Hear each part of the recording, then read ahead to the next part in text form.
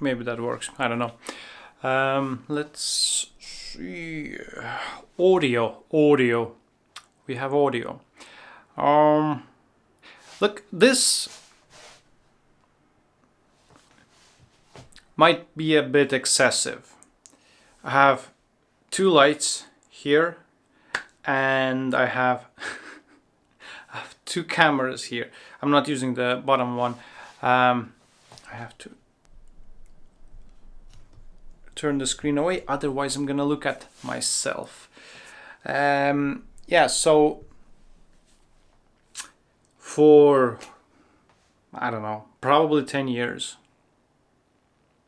probably actually pretty sure it's over 10 years, I've wanted to do videos, create video content, be a YouTuber, a vlogger, a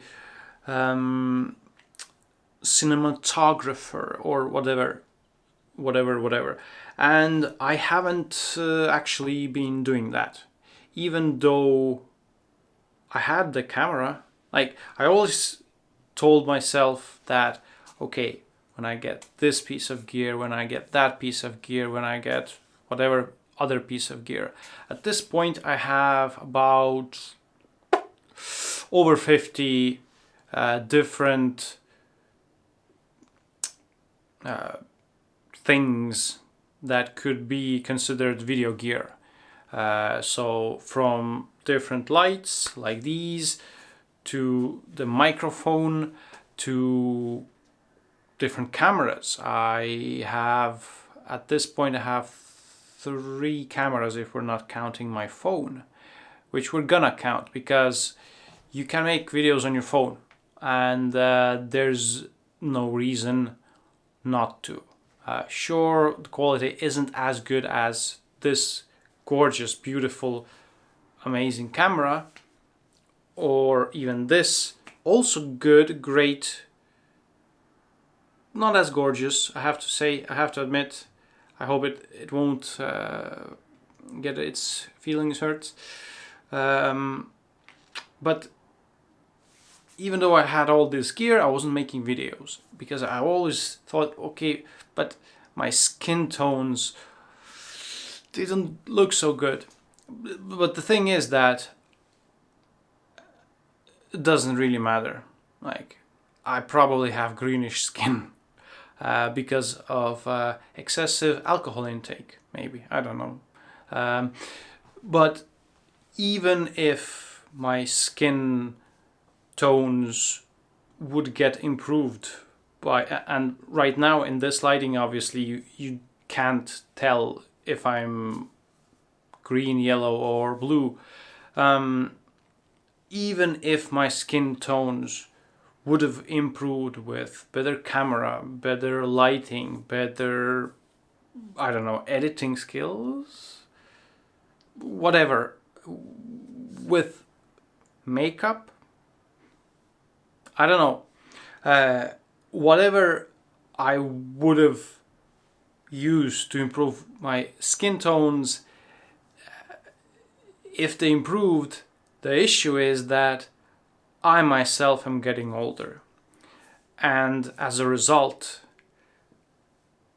the youthful look that I used to have 10 years ago, the spark, the energy, the motivation to do cool things like videos, they're all like getting eradicated every year.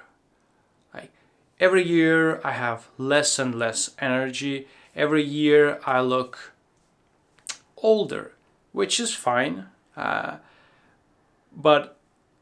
if my goal is to improve the way I look, it's not gonna happen with video gear. So what is the reason why I wasn't making any videos? Honestly, probably just fear and perfectionism and attachment to some sort of idea in my head of how things should be, and needing some sort of different like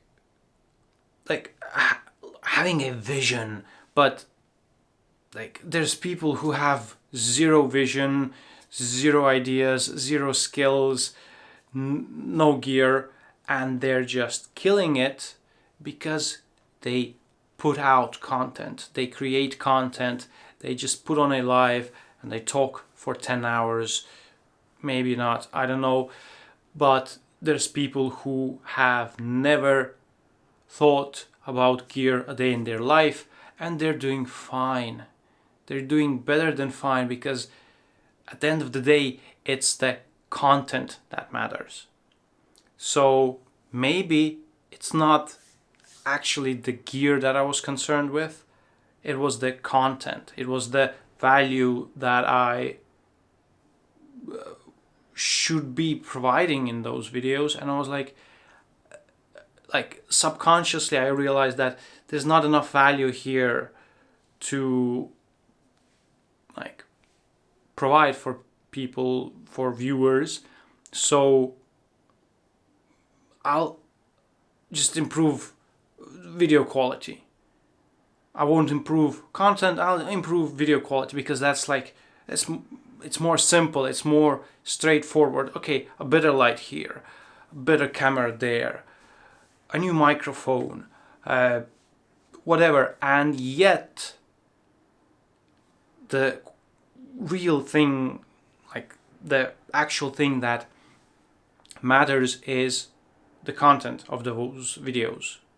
And it's not always like having the perfect take, because I've made videos, I've made probably hundreds of videos. I just never posted any of them, or at least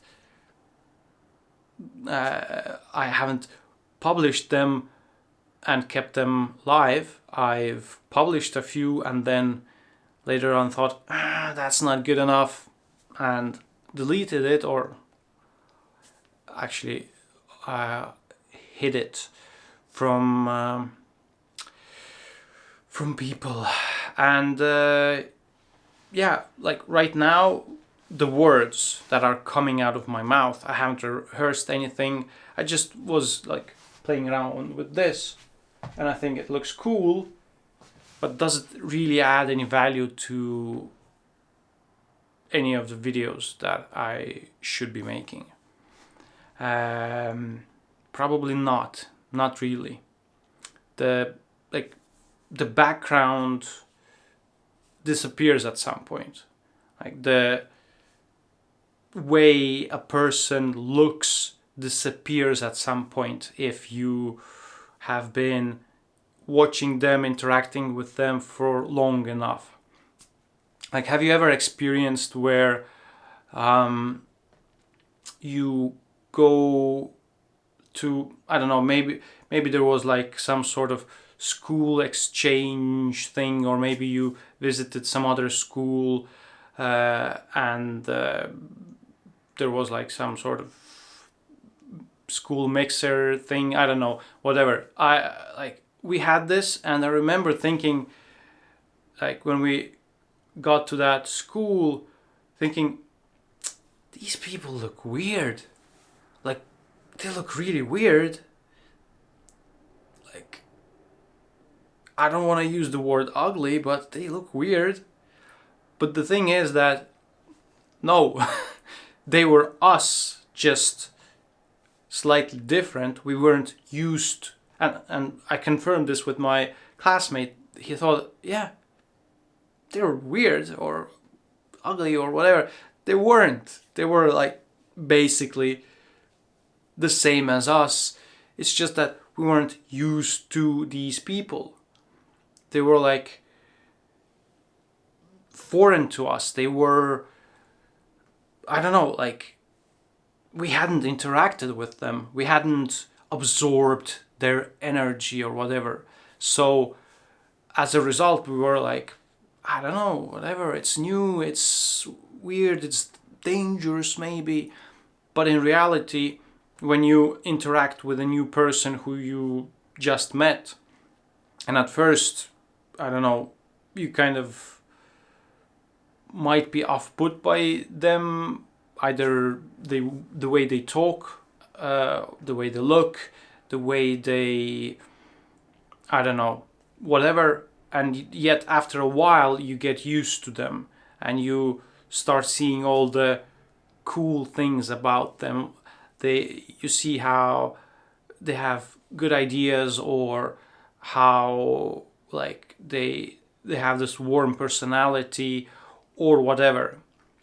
And as a result, like, the looks disappear in a way, like, or in fact you get attached to those looks, or to this weird voice that they used to have, because you start associating these things with the positive emotions that you get from that person. So that's one part, and the other part is, yes, the background actually disappears because you get used to it. It becomes just like there's this thing called ad blindness, where if you get shown ads somewhere on a website, you stop paying attention to them. Like, if it's not relevant to you, if it's not interesting to you, it just disappears. You sort of block them out, unless of course you're watching videos and then poof, an ad pops up.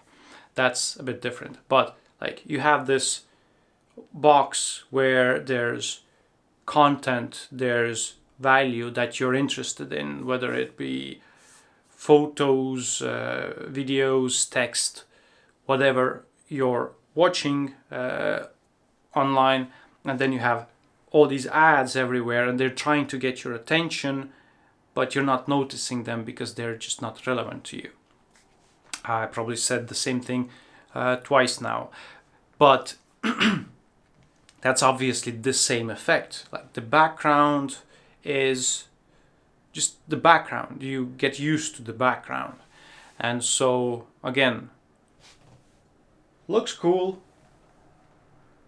but doesn't really add much value to the video. Right, so I've talked a bunch now, and I think maybe that's enough for our first video. And another video will be coming out soon, where we will talk about how much gear I have. We'll see all the gear that I have, and then you'll think that I'm mentally not right there. Like, oh, so you have all this and you just released the first video? What's wrong with you? And I want you to think the same thing about yourself. Like, I want you to think, so I have a camera and I haven't made a video yet? What's wrong with me? What am I afraid of? What are my actual fears? What are my fears? And does it matter? Does it really matter? Because, like, if it's good, then great. You will, if it's not perfect, still, if it's good enough, people will want to watch it. If it's bad, people won't care. Like, maybe one person will see it and then they will click off because it's not interesting. And so they will go somewhere else. And then you can try again. You can make another video and release it. The thing is, you have to release it. And not just release it. Sure, at first, maybe just release it. But then you have to actually, promote it. Meaning that you should share it with somebody, somewhere. Because if it's just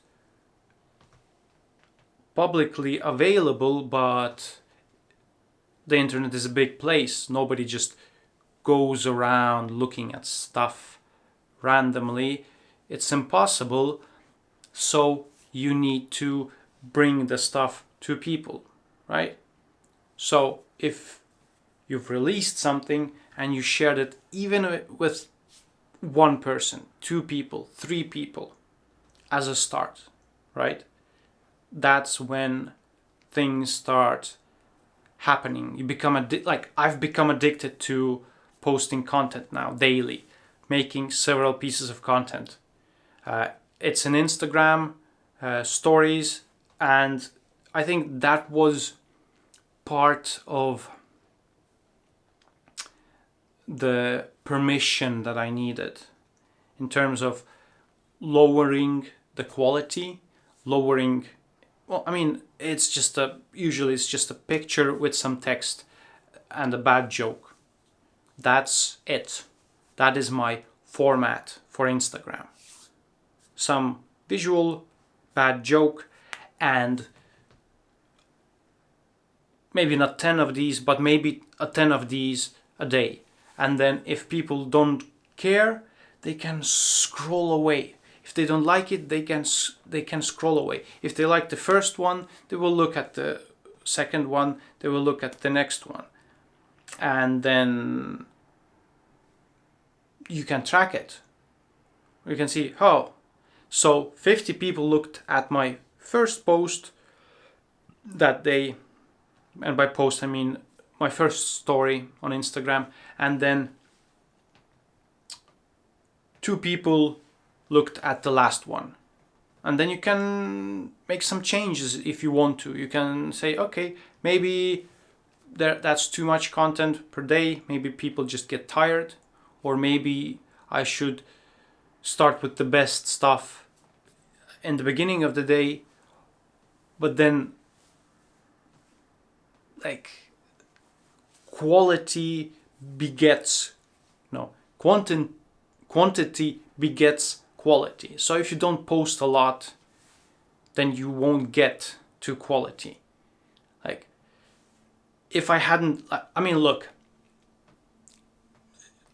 I lied a bit, but not really. Like, I've made videos. Obviously, I've recorded stuff. But I've recorded stand-up shows where I've performed, other people have performed. I've done video editing, and I do have some experience with all of this stuff. But I haven't put myself out there. So, and all these videos, or at least most of them, are unlisted. So nobody else can see them. So what's the point, right?